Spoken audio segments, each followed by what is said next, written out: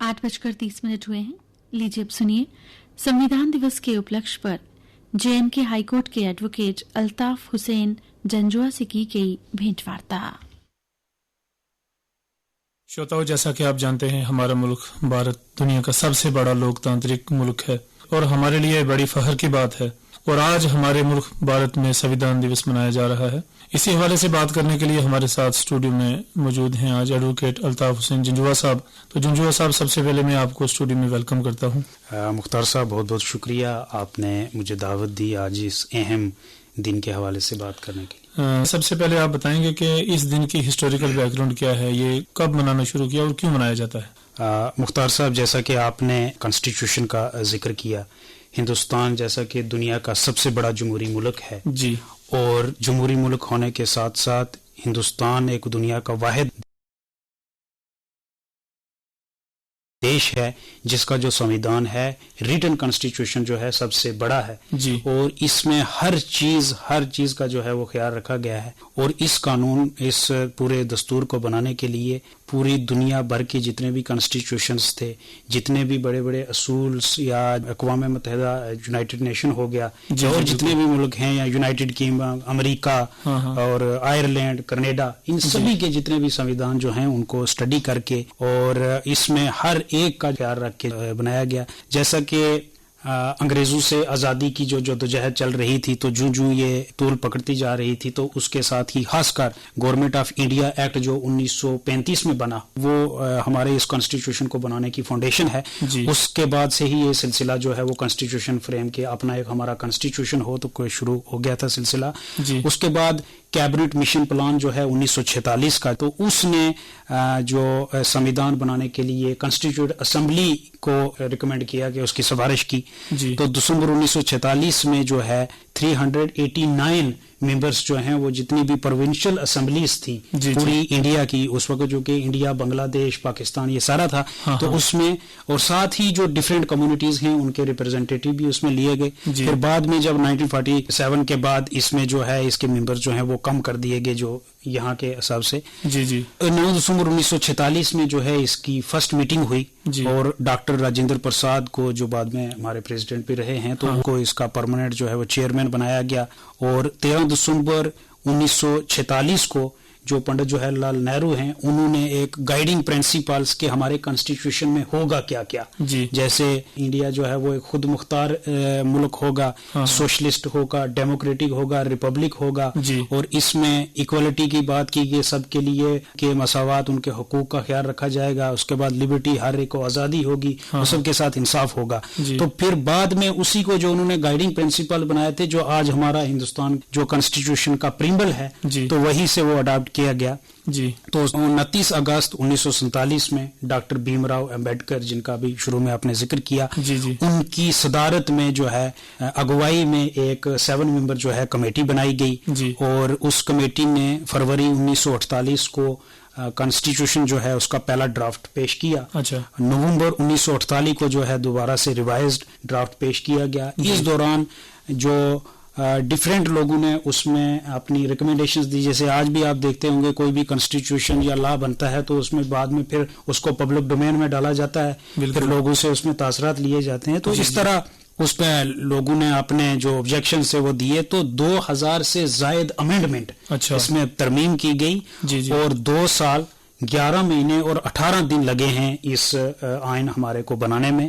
और इसमें इतनी लंबी चौड़ी एक्सरसाइज हुई और इसको 26 नवंबर 1949 को जो है वो अडॉप्ट किया गया कॉन्स्टिट्यूशन है। फिर बाद में जैसे 26 जनवरी 1950 को इसको इन्फोर्समेंट में लाया गया, जिसको हम रिपब्लिक डे के तौर मनाते हैं। और आज का दिन जो इसलिए इम्पोर्टेंट है कि आज तो 75 वर्ष भी हो गए इस कॉन्स्टिट्यूशन को अपनाए हुए, और आज ही के दिन इस पूरी सहमति के साथ पूरी लोगों की, जितने भी हिंदुस्तान एक विशाल देश है और उसमें हर कम्युनिटी का, हर वर्ग का, हर इलाके का जो है वो उनके लोगों की ख्वाहिशात, सेंटिमेंट्स को मद्देनजर रखते हुए उनके इंटरेस्ट को, राइट्स को, और एक कॉन्स्टिट्यूशन, एक किताब दी गई जिसको हम मुकद्दस किताब कहते हैं। इसमें पूरा वे आउट बताया गया है एक डेवलपमेंट का, एक हर एक के हकूक का। آپ نے یہ بھی بتایا کہ ڈاکٹر بھیم راؤ امبیڈکر جنہوں نے کانسٹیٹیوشن بنانے میں اپنی ایک اہم بھومکا نبھائی، بڑا اچھا کردار ادا کیا، ایک عام انسان جو ہے پورے ملک میں اس کے کیا کیا حقوق ہیں؟ اگر اس کو حقوق نہیں مل رہے ہیں، کچھ پریشانی آ رہی ہے، تو وہ کیا کر سکتا ہے اپنے حق حاصل کرنے کے لیے ہندوستانی شہری ہونے کے ناطے؟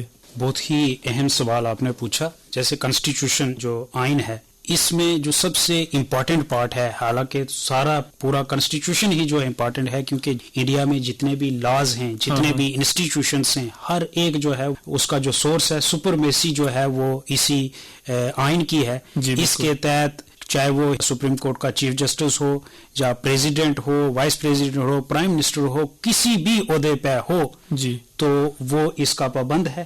اگر وہ اس کی حدود پار کرے گا تو ضابطے کے تحت اس کے خلاف جو ہے وہ کاروائی ہوگی.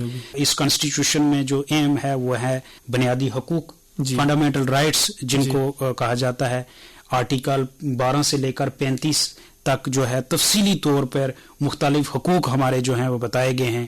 رائٹ ٹو ایکویلٹی ہے کہ ایک ساتھ ہے، اس میں نہ کوئی چھوٹا ہے نہ کوئی بڑا ہے. اور اس میں جیسے خواتین ہیں یا پچھلے ورگ کے لوگ ہیں، شیڈیول کاسٹ، شیڈیول ٹرائب، ان کی ریزرویشن کا بھی خیال رکھا گیا ہے، اور ایکوالٹی کا. پھر اس کے بعد فریڈم ہے، ہمیں بولنے کی آزادی ہے، ہم ہندوستان کے کسی بھی کونے میں جا سکتے ہیں، وہاں رہ سکتے ہیں، بشرطے کے کچھ جو شرائط وغیرہ ہیں اس حساب سے. اس کے بعد یہ ایک سیکولر ملک ہے، اس ملک کا اپنا کوئی مذہب نہیں ہے. یہاں ہر مذہب کا رہنے والا جو ہے وہ آزادی کے ساتھ جو بھی مذہب وہ اپنانا چاہے، اس کو پڑھنا چاہے، اس کو پراپوگیٹ کرنا چاہے، اس کے لیے انسٹیٹیوشن بنائے. وہ ہمارے اس آرٹیکل کے تحت 25 سے لے کر 28 تک وہ حقوق ہمارے جو ہیں وہ اس میں ہیں.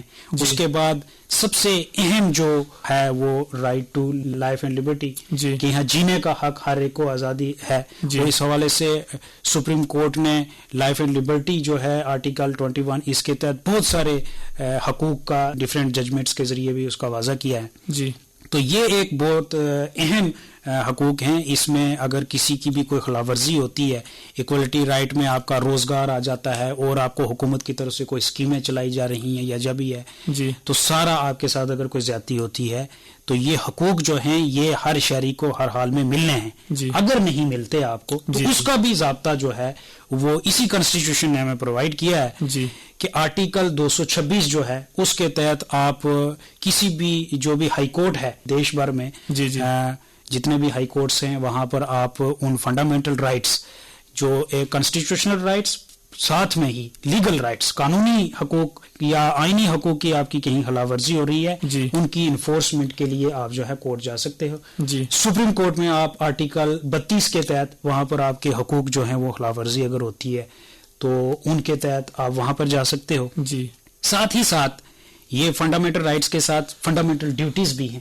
کانسٹیٹیوشن کی جو 42ویں ترمیم ہے، جیسے ہمارے جو کانسٹیٹیوشن ہے اس میں آج تک 106 کے قریب ترمیم بھی کی ہیں، کیونکہ وقت کے ساتھ ساتھ جو کی ضرورت محسوس کی گئی تو پارلیمنٹ نے مختلف قسم کی ترامیم بھی اس میں لائی، امینڈمنٹ میں لائی. تو 42ویں ترمیم کے تحت یہاں پر اس میں جو ہے وہ جہاں شہریوں کے حقوق ہیں وہاں ان کے رائٹس کی بھی بات کی گئی کہ آپ کی ڈیوٹیز بھی ہیں کچھ. بالکل ہمارے نیشنل سمبل ہیں، ہمارا ترنگا ہو گیا، ہمارا قومی ترانہ ہو گیا، یا ہمارے جتنے بھی نیشنل امپورٹنس کے عمارتیں ہیں یا ادارے ہیں ان کی عزت کرنی ہے، ان کا احترام کرنا ہے. دیش کے لیے جو شہریوں کی ذمہ داری ہے وہ بھی ادا کرنا ہے. بالکل بالکل. ہم حقوق کا دعویٰ تبھی کر سکیں گے کہ جب ہم اگر اپنی ذمہ داریاں جو ہیں نبھائیں گے. بالکل. اور اب جنگلات و ماحولیات کا تحفظ کس طرح، آپسی بھائی چارہ ہم آہنگی کو برقرار رکھنے کے لیے وہ ساری جو ہے ذمہ داریاں 11 ذمہ داریاں جو ہیں وہ اس میں درج ہیں. اس کے علاوہ ایک اور امپورٹنٹ پارٹ جو ہے وہ ہے directive principle of state policy. Article 36 سے لے کر 51 تک اس میں بتایا گیا ہے کہ کوئی بھی حکومت آئے گی اس کو کن پیرامیٹرز کے تحت کام کرنا ہے. وہ کورٹ میں انفورسیبل تو نہیں ہے، لیکن وہ گورنمنٹ کے لیے، کسی بھی گورنمنٹ کے لیے ایک رہنما خطوط اور گائیڈ لائنز کے طور پر کام کرتے ہیں کہ ڈائریکٹو پرنسپلز آپ نے صحت میں، تعلیم میں، روزگار میں، पसमानदा तबके जात के लिए, पिछड़े वर्गों के लिए क्या करना है, उसमें पूरी एक गाइडलाइंस हैं, सोशल वेलफेयर किस तरह करनी है। तो ये बहुत इंपॉर्टेंट इस कॉन्स्टिट्यूशन में है। इसी कॉन्स्टिट्यूशन में हमारे पंचायती जो इदारे हैं कि बेसिक लेवल पे जो जमहूरियत कायम हो, उसके लिए 3 टायर पंचायती निज़ाम जो है 73वीं तरमीम के तहत लगाया, 74वीं तरमीम के तहत जो म्यूनिसिपलिटी के एरियाज है, बल्दियात के, और यही कानून हमें इलेक्शन का जो है हर शहरी को जो 18 साल से ऊपर शहरी है उसको हुकूमत चुनने का हक देता है, वोट डालने का हक है। बड़े अच्छे तरीके से आपने एक्सप्लेन कर दिया, बड़े अच्छे तरीके से आपने बयान किया, और साथ में ये भी बताया आपने कि शहरियों को यहाँ रहने के हकूक भी हैं और साथ साथ शहरियों का कुछ फराइज भी हैं जो कि अपने देश के तई, अपने मुल्क के तई वो अदा कर सकते हैं। बिल्कुल बिल्कुल। जैसे कि राइट टू एजुकेशन भी है। राइट टू एजुकेशन है। राइट टू एजुकेशन को फंडामेंटल राइट्स में भी डाला गया है, राइट टू एजुकेशन को फंडामेंटल ड्यूटीज में भी डाला गया है जी। और राइट टू एजुकेशन को directive principle of state policy जो है उसमें भी डाला गया है। तालीम पे बहुत ज्यादा जो है वो फोकस है, और 86वीं तरमीम जो की गई और उसमें फंडामेंटल ड्यूटीज में वालिदैन की भी ये जिम्मेदारी है कि 6 से लेकर 14 साल तक के बच्चों को जो आपने वो पढ़ाना ही पढ़ाना है। बिल्कुल। और उसके बाद आर्टिकल 21A जो है उसमें कहा गया है कि ये स्टेट की रिस्पॉन्सिबिलिटी है कि बच्चों को जो है वो पढ़ाना है। इसी directive principle right to education जो वो डायरेक्टिव प्रिंसिपल में जो एक आर्टिकल है उसी के तहत जो है वो यहाँ पे राइट टू एजुकेशन जो कानून लाया गया कि जो है 14 साल तक के बच्चों को आपने तालीम देनी है, मुफ्त तालीम देनी है और उनको हर सहूलियात जो है वो फराहम करनी है। उसी तरह सेहत के हवाले से जो डायरेक्टिव प्रिंसिपल्स में ही है कि ये रियासत की जिम्मेदारी है, स्टेट की जिम्मेदारी है कि वो अपने जो शहरी हैं उनकी सेहत का ख्याल रखा जाए, उनकी वेलफेयर उनकी, क्योंकि शहरी सेहतमंद होंगे तभी मुल्क की, देश की तरक्की होगी। तो उसी के तहत आप आज देखें कि हेल्थ मिनिस्ट्री की तरफ से, गवर्नमेंट की तरफ से कितनी स्कीमें जो चलाई जा रही हैं, और उसी के तहत ये डायरेक्टिव प्रिंसिपल के रहनुमा खतूत जो हैं उन्हीं पे अमल करते हुए, जैसे आज गोल्डन कार्ड आयुष्मान भारत की स्कीम है जो कि हर शहरी उसको 1 साल में 5 लाख से कम जो है वो अपना मुफ्त इलाज करा सकता है। तो ये सारा जो है ये इसी आइन की ही देन है हमारे। जी, मिसाल के तौर पर अगर जैसे अन्य पिछड़े वर्गों की बात की आपने, ST SC की बात की, इन लोगों में अगर किसी को एजुकेशन से दूर रखा जा रहा है, कुछ बुनियादी जो इनके हकूक हैं वो नहीं मिल रहे हैं, ये कुछ कर सकते हैं, मतलब अपना हकूक ले सकते हैं। बिल्कुल। शेड्यूल ट्राइब और शेड्यूल कास्ट के लिए तो खुसूसी तौर पे आप देखें कि जैसे आर्टिकल 14 है, 14 में ये कहा गया कि तमाम शहरी बराबर है, लेकिन उसमें आगे क्लास डाल दिया कि जो शेड्यूल ट्राइब और शेड्यूल कास्ट की इनकी बैकवर्डनेस, इनकी तालीम, इनकी मुलाजमत के लिए अगर कोई स्पेशल रूल्स बनाए तो बना सकती है। उसी बुनियाद पर इनको खुसूसी तौर पर रिजर्वेशन जो है वो दी गई है, चाहे वो तालीमी इदारों में हो, प्रोफेशनल कॉलेजेस में हो, और उसके अलावा सियासी तौर पर भी कि सियासी इदारों में भी इनकी होनी चाहिए, उसके लिए भी सियासी रिजर्वेशन भी इनको मिल रही है। और फिर शेड्यूल ट्राइब एरियाज जो डिक्लेयर किए गए हैं, शेड्यूल कास्ट, शेड्यूल ट्राइब, वहां पे तो बड़ी सख्ती से इवन के जो आर्टिकल 19 है जिसके तहत आप कहीं भी घूम सकते हैं, जाकर रह सकते हैं, लेकिन बशर्ते के शेड्यूल ट्राइब और शेड्यूल कास्ट जो शेड्यूल ट्राइब एरियाज हैं वहां आप नहीं जा सकते। दर्ज फरिस्त कबाइल के हुकूक के तहफ़्फ़ुज़ के लिए आप देखें जैसे फॉरेस्ट राइट एक्ट, हाँ बिल्कुल, ये एक अहम राइट, क्योंकि ज्यादातर जो कबाइली लोग हैं वो जंगलात में रहते हैं, उनका वहां पर माल मवेशी और उनका रहना सहना उसी लिए है, तो उनको फॉरेस्ट एक्ट जो है उसके तहत बहुत ज्यादा स्ट्रिक्ट है कि वहां पे कोई भी जाके आप नहीं इस्तेमाल कर सकते, उसको नुकसान नहीं पहुंचा सकते, जितने भी जंगलात अराजी है या कुछ है। लेकिन शेड्यूल ट्राइब के लिए उनको भी वहां छूट है, वो वहां रह सकते हैं। और शेड्यूल ट्राइब के लिए पॉलिटिकल रिजर्वेशन की बात हो गई, लगातार जो है वो पार्लियामेंट से लेकर असेंबली में, उसके बाद BDC में या पंचायती सतह पर, हर सतह पर जो है वो दर्ज फरिस्त कबाइल को जो है वो रिजर्वेशन मिल रही है, और तालीम पे इन पे जो है स्पेशल जो है वो फोकस भी दिया जा रहा है। बड़े अच्छे से आपने बताया। और एडवोकेट अल्ताफ जंजुआ साहब, आज कॉन्स्टिट्यूशन डे है, संविधान दिवस है, इस दिन आप हमारे स्टूडियो में आए, आपने इस प्रोग्राम में पार्टिसिपेट किया, अपने श्रोताओं को, सामीन को अच्छी बातें बताई, इसके हवाले से आपका बहुत बहुत शुक्रिया। हम आकाशवाणी के जम्मू केंद्र से बोल रहे हैं। 8:45